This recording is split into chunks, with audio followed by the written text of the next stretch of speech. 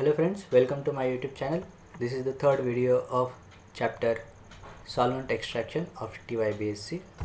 This video contains the techniques of solvent extractions. We will learn what are the techniques of solvent extractions. In that case, we will learn about batch extraction, counter current extractions, and we will learn some applications of solvent extractions.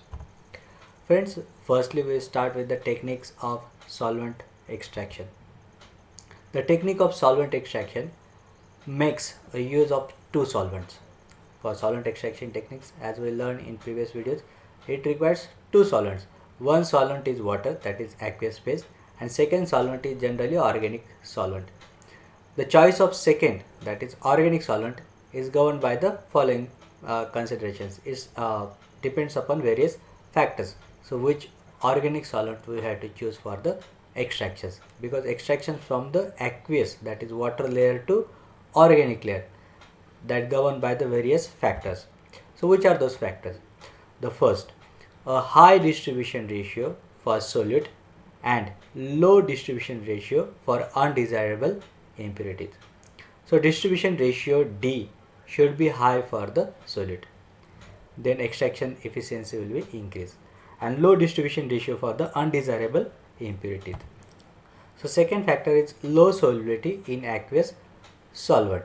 So whatever the solute we want to extract, that solute has a limited solubility in aqueous medium, so that organic solvent can extract from this aqueous solvent. This solute should not be have a high solubility in aqueous solvent. So if the solubility in aqueous solvent will be high, then the extraction efficiency will be decreased. Sufficiently low viscosity and sufficient density difference from the aqueous phase to avoid formation of emulsion. So whatever the organic solvent we want to use, we have to use in solvent extraction, there should be sufficiently low viscosity. So organic layer should have some low viscosity and sufficient density difference from the aqueous phase to organic phase. So there should be formation of two separate layers. If the density is different, then the two layer formation will be easier. But if density is same, then there will be the formation of emulsion. That's why there should be some sufficient density difference should be there in aqueous layer and organic solvent. Low toxicity and inflammatory, this is for health issues. Whatever the organic solvent is there, that should be low toxic and less inflammability. Then whatever the organic solvent is there, we are going to use. So recovery of the solute from that solvent should be easier for the subsequent analytical processing. So recovery of solute from that extracted solvent or extraction solvent, that should be easier. So what are the types of techniques which are used in different solvent extractions? So there are three types of techniques. First one is batch extraction, second one is continuous extraction, and third one is counter current extractions. So these are the three solvent extraction techniques. Now we will learn one by one. First is a batch extraction. It is commonly used on the small scale in chemical laboratories, research laboratories. It is normal to use a separating funnel. So separating funnel is a apparatus glassware we have to use for the batch extraction. So this is the stand, as we know that in laboratory, and this is separatory funnel. This is the stopper cock. This one is stopper. This should be open, otherwise there should pressure is generated and that will be dangerous for us.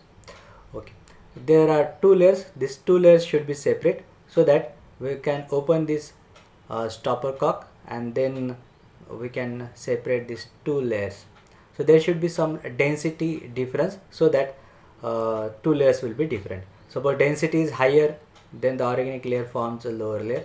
If density of organic layer is less, then it forms a upper layer. So you should know the densities. Generally used when the distribution ratio is large. This batch extraction or separatory funnel is used when the distribution ratio is large. The mixture is shaken to bring two liquids in intimate contact so that the solute can pass from one liquid to another. So fourth is the if distribution ratio is very high, then single extraction gives a quantitative separation. But if distribution ratio is small, then we have to use a multiple extraction so that the extraction efficiency will be increased. So in this case it's very simple, that suppose aqueous layer contains our solute to be extracted, then we have to add a organic solvent. So there are two immiscible liquids, these two liquids should be immiscible. Then you have to shake this one and then keep to separate these two layers. If two layers forms, then open this cork and separate one of the layer. If distribution ratio is very high and the single extraction gives quantitative extraction, it's okay. But if that is low, then we have to use the multiple extractions. Then again you have to add a fresh organic solvent, extract, again separate the organic layer, again add. So you can use a multiple extractions for the quantitative separation. Second is a continuous extraction. So this is commonly used on the small or large scale in chemical laboratories as well as research laboratories. It is normal to use a Soxhlet apparatus. So in this case we have to use the Soxhlet apparatus. So this is the Soxhlet apparatus. So here should be the mixture of two liquids. Then here should be the condenser. We have to heat this one, so vapors will go like this, condense, then one of the layer will be separated. Here is the continuous extraction will be there. This is the solvent 1 and this is the solvent 2. So generally used for the distribution ratio is very small. Suppose distribution ratio is very small, then there is a difficulty in separation for batch extraction. So we have to use this continuous extraction process or multiple extractions. The solution containing solute and extracting liquid are brought in contact with continuously, and hence the solute is continuously extracted by the solvent and accumulated in the reservoir. So here is the reservoir, so we can extract the solute by using one solvent, that is a continuous extraction.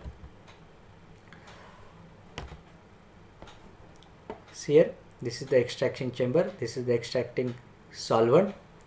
So see here, this is the solvent goes over here, condensed, this is in contact, continuous contacts, and so there will be the extraction and we can separate out by this stopper cork.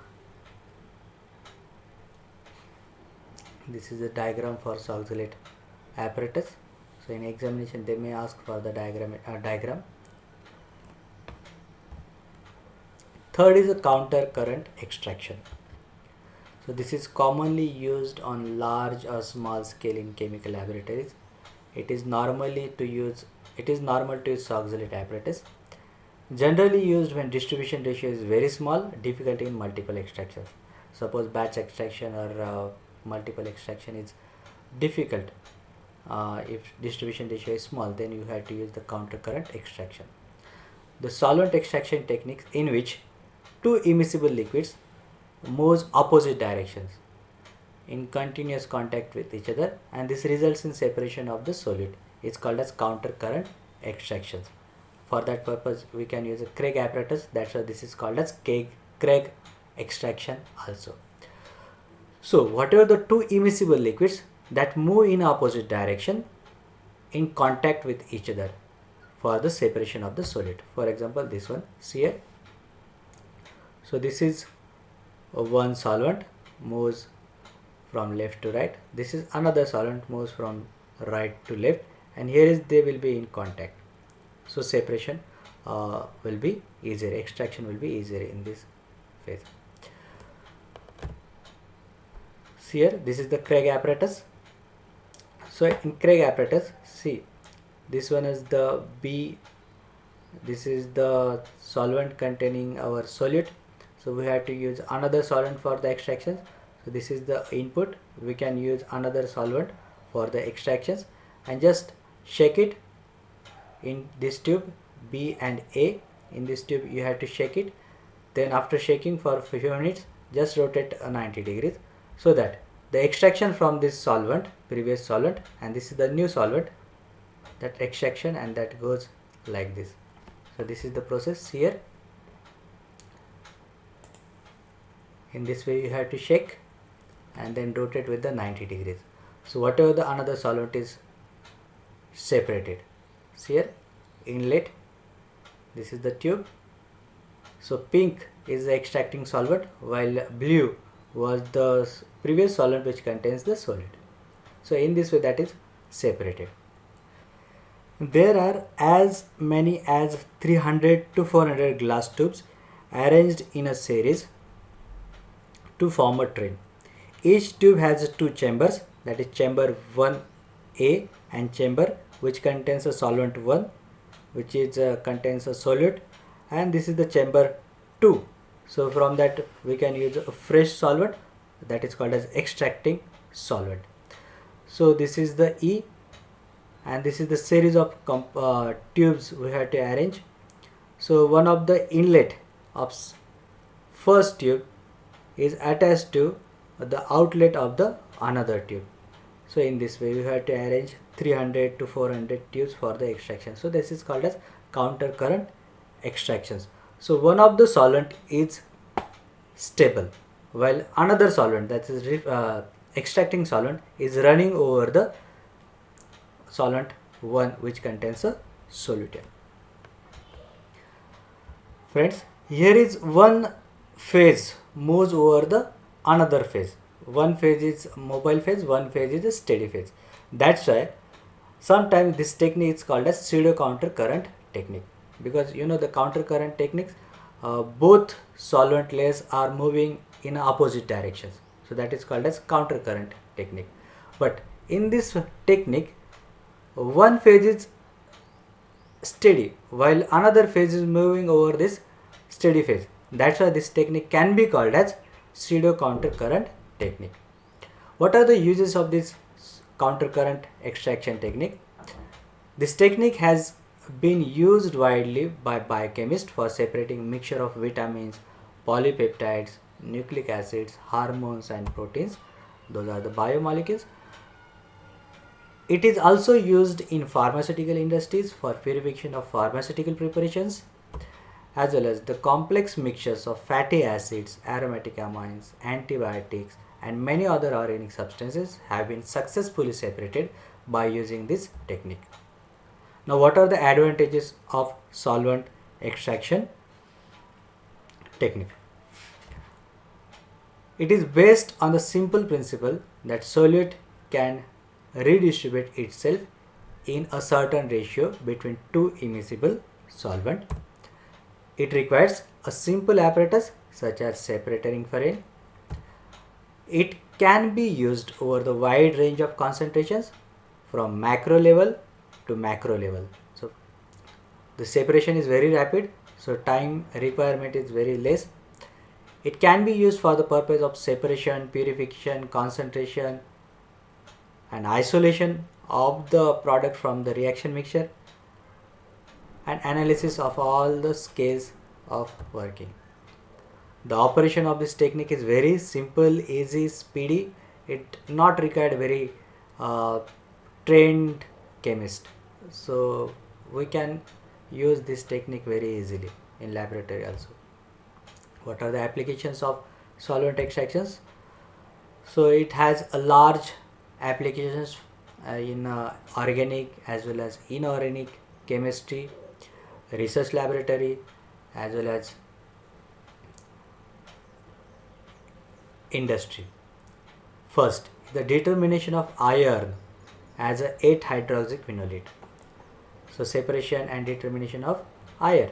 Ferric iron, that is Fe3, in the range of 5 to 200 microgram can be extracted from aqueous solution of 8-hydroxyquinoline in chloroform by double extraction, when the pH of aqueous solution is in between 2 to 10. At pH 2 to 2.5, nickel, cobalt and aluminum do not interfere. Ferric oxenate, a dark color solution in chloroform, absorbs a radiation 470 millimicron. So, this 8-hydroxyquinolate can be used for a determination of iron. So, by managing the pH, another metal ions like nickel, cobalt, selenium and aluminum will not interfere. So, it forms a ferric oxenate, that is dark color solution. So, it absorbs radiations around 470 millimicron, that is nanometer. Second application is the determination of lead in the blood. So, our blood contains some amount of lead. So, by extraction and this lead, and we can determine the amount of lead present in the blood. After the organic matter destroyed, so blood contains so many organic matter that we should destroy. The blood sample is treated with the dithiazone. The dithiazone is a chelating agent. The metal chelate of lead is formed and it is extracted by using methylene chloride, that is CH2Cl2, at pH 8 to 10 alkaline medium. The amount of lead in the blood is then determined by the spectrophotometrically. This method is used in a drug analysis. So, amount of a lead present in the blood can be determined by extracting from the blood sample. Dithiazone is a chelating agent and extracted, it forms a chelate with the lead, and then we have to use the organic solvent, that is methylene chloride. Methylene chloride means CH2Cl2. Then after extraction, the amount of lead in the blood is then determined by spectrophotometrically. Another application is the determination of uranium as a 8-hydroxyquinolate. Uranium-6 may be extracted and determined from the aqueous solution by adding 8-hydroxyquinolate in a concentration up to 900 microgram at pH of 8.8 in presence of little EDTA. The oxenate complex, that is a complex with the 8-hydroxyquinolate, the oxenate complex absorbs at 400 millimicron. Many interfering elements like Fe and aluminum may be masked by increasing the quantity of EDTA. So, EDTA, the use of EDTA is a masking agent which masks Fe and aluminum. So, Fe and aluminum forms a complex with EDTA. So, separation of uranium will be easier by using 8-hydroxyquinolate by forming the oxenate complex with the uranium. Fourth application is determination of copper in cast iron, alloy wheel or solder metal. So, whatever the amount of copper is present into cast iron, alloy steel or solder metal, that can be determined by this method. So, neocuprine, the organic complex 2,9-dimethyl-1,10-phenanthroline, can under certain conditions behave as an almost specific complexing agent for the cuprous copper. The complex is soluble in chloroform. So, chloroform is the organic phase. Thus, the copper from the solder or alloy steel or cast iron is first obtained in a aqueous solution phase by using this organic complexing reagent, that is 2,9-dimethyl-1,10-phenanthroline, and then this aqueous phase and then complex with the neocuprine and extracted with the chloroform. So, chloroform is the organic phase for the extraction. The complex absorbs around 457 millimicron. So, in this way we can determine the amount of copper present to the cast iron, alloy wheel or solder. So, these are the applications of solvent extraction. Similarly, we can use this extraction techniques for the determination of copper as a dithiocarbonate complex, determination of beryllium as an acetyl isocyanate complex, determination of molybdenum by thiocyanate method formation of complex. So these are the applications of solvent extraction techniques. Thank you friends. Thank you for the watching.